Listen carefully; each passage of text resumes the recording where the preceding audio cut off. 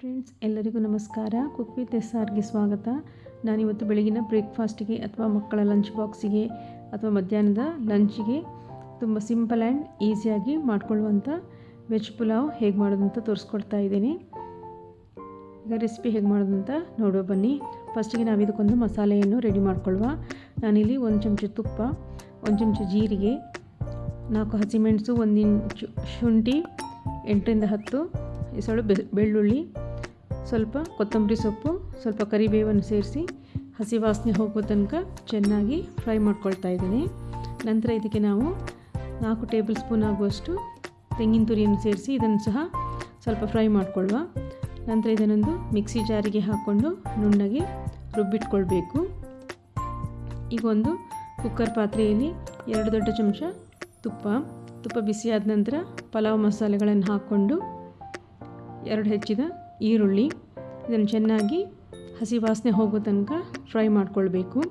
ನಂತರ ನಾವು ರುಬ್ಬಿಟ್ಟಂಥ ಮಸಾಲೆಯನ್ನು ಸೇರಿಸ್ಕೊಂಡು ಇದನ್ನು ಸಹ ಹಸಿ ವಾಸನೆ ಹೋಗೋ ತನಕ ಚೆನ್ನಾಗಿ ಫ್ರೈ ಮಾಡಿಕೊಳ್ಳಿ.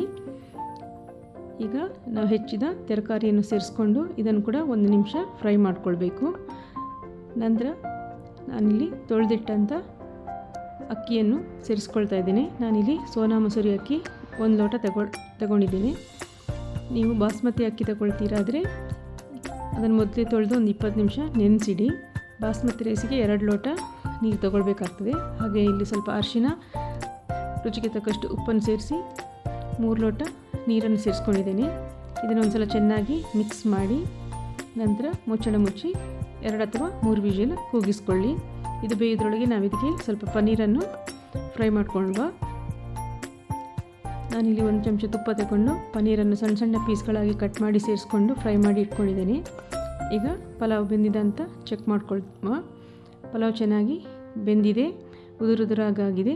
ಈಗ ಇದಕ್ಕೆ ನಾವು ಲಿಂಬೆಹಣ್ಣು ರಸವನ್ನು ಸೇರಿಸ್ಕೊಳ್ತಾ ಇದ್ದೇನೆ. ಅರ್ಧ ಲಿಂಬೆಹಣ್ಣನ್ನು ತಗೊಂಡಿದ್ದೀನಿ ನಾನಿಲ್ಲಿ. ಹಾಗೆ ಫ್ರೈ ಮಾಡಿಟ್ಕೊಂಡಂಥ ಪನ್ನೀರನ್ನು ಕೂಡ ಸೇರಿಸ್ಕೊಂಡು ಚೆನ್ನಾಗಿ ಮಿಕ್ಸ್ ಮಾಡಿಕೊಳ್ಳಿ.